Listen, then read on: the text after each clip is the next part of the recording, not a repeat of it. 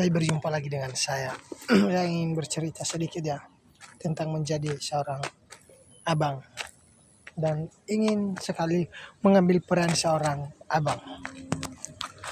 Saya bukannya tidak bersyukur, tapi saya ingin bercerita bagaimana riuh di dalam pikiran saya, di dalam isi kepala.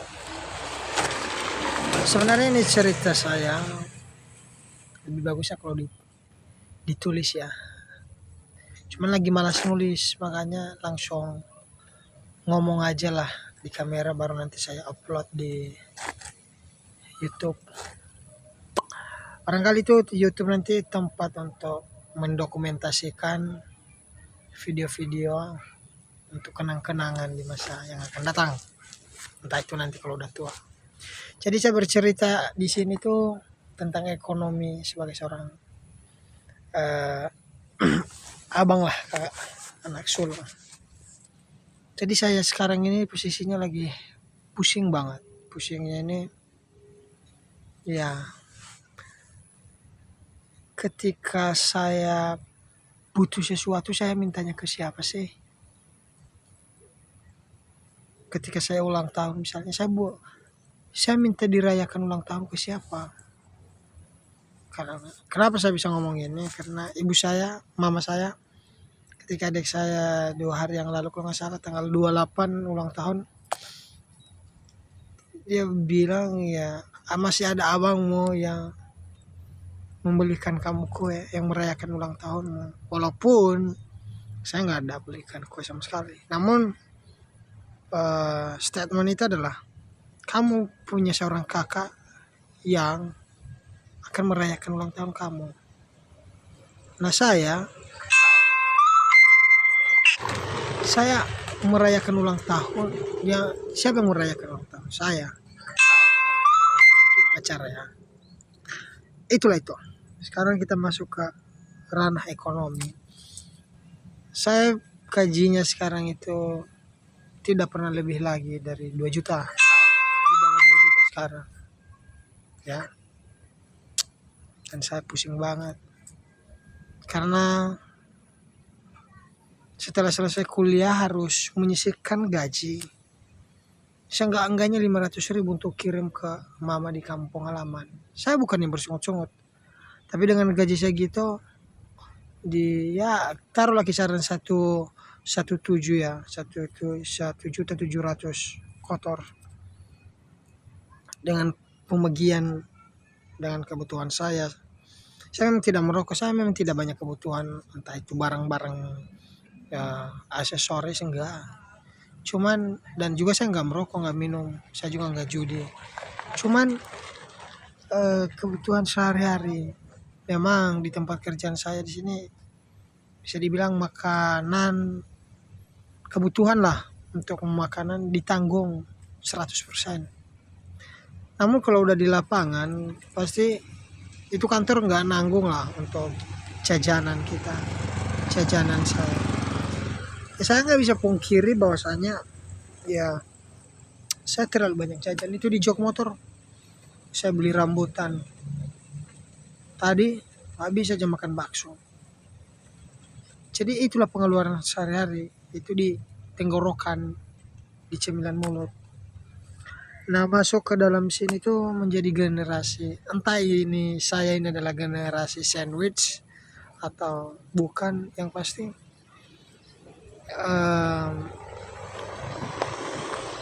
adik-adik saya kalau butuh sedikit uang untuk entah untuk uang jajan, ya mereka mintanya ke saya. Ini sih bukan ada sepupuan saya, kebetulan anak tante yang udah, tante sama om yang sudah dipanggil Tuhan. Jadi mereka kadang kalau mintanya itu minta entah 100. Saya sih bisa sanggupnya ya 100-an, 100, 200 kalau ada. Tapi di selain itu juga saya mikirin kebutuhan yang lain loh. Sebenarnya saya bingung dengan saya ini. Saya udah 26 tahun, tapi kehidupan ekonomi masih gini-gini aja, gaji aja cuman segini.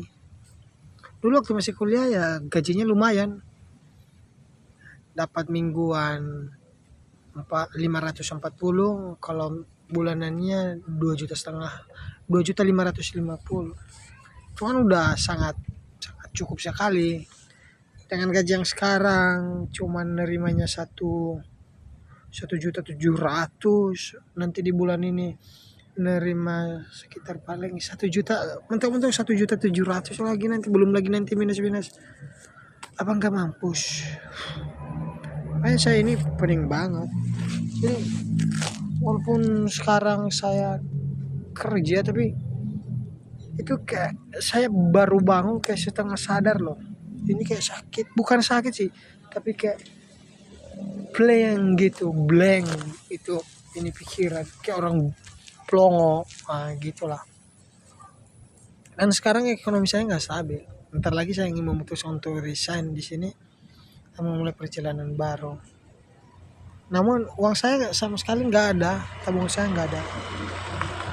Saya bingung kepada siapa sih nanti saya meminta bantuan, minta pertolongan ya.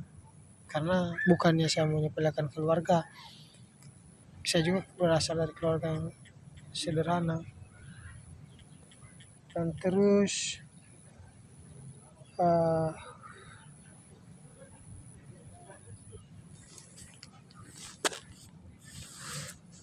saya bingung lah. Ini saya bisa sukses enggak nanti ya, dalam segi finansial. Karena sampai sekarang kayak seperti jalan di tempat. Saya bingung dengan perjalanan hidup saya ini. Mau sampai kapan sih? Orang tua, ketika ngobrol sama orang tua mama bercerita tentang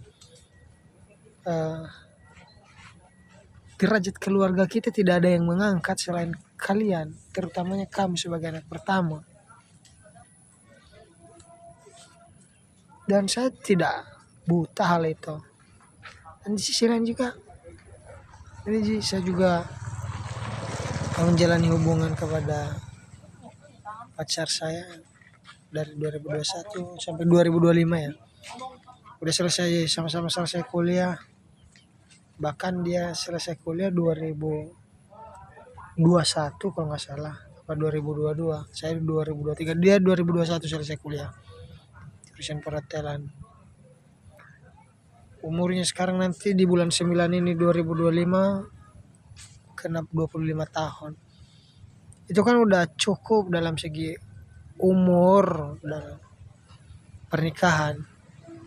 Jadi dia punya sebuah tuntutan untuk ingin segera menikah. Kenapa? Dia udah capek untuk hidup sendiri, di mana-mana pergi sendiri. Apalagi posisi kami ini LDR. Saya bukannya tidak mau, saya juga bukannya tidak serius. Saya serius kok.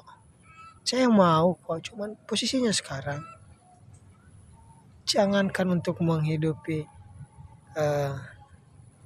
lebih daripada diri sendiri.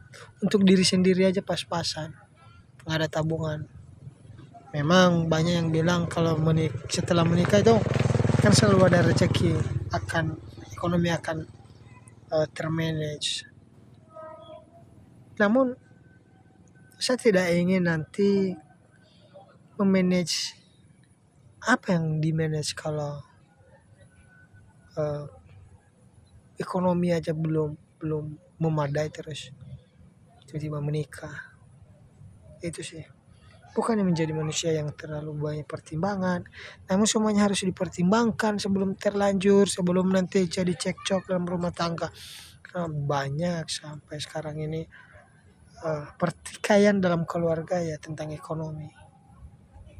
Ya, satu hal yang ingin saya hindari adalah tidak ingin terlalu menderita setelah pernikahan, setelah berumah tangga. Apalagi terlilit utang. Saya tidak terbiasa dengan terlilitnya utang. Jadi saya harap Tuhan segera mengulurkan tangannya secepat mungkin untuk mengangkat saya sebelum umur 30. Bukan mengangkat masuk ke arwah saya diangkat, enggak, ekonomi maksudnya. Karena saya udah kayaknya dalam segi mentalitas sih udah siap sih untuk menikah. Tinggal uangnya aja yang belum. Oke. Mungkin itu aja curhatan hati saya. Daripada saya curhatkan ke sosial media. Karena sekarang tidak ada sahabat atau teman yang bisa menjadi benar-benar pendengar yang baik. Apalagi udah saya dewasa ini, setelah udah selesai kuliah kita berada di lingkungan yang baru, dan telah saya pelajari curhatan saya ini kepada orang baru, maksudnya bukan pacar baru ya, bukan teman di lingkungan yang baru itu, saya tidak terlalu respectnya pun ada tekarannya kan gitu.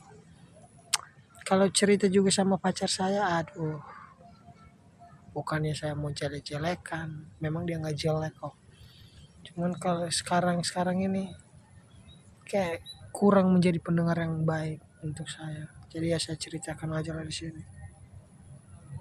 Mungkin itu sajalah. Next time lagi videonya akan selalu saya upload di akun ini untuk kenangan di masa yang akan datang. See you, goodbye.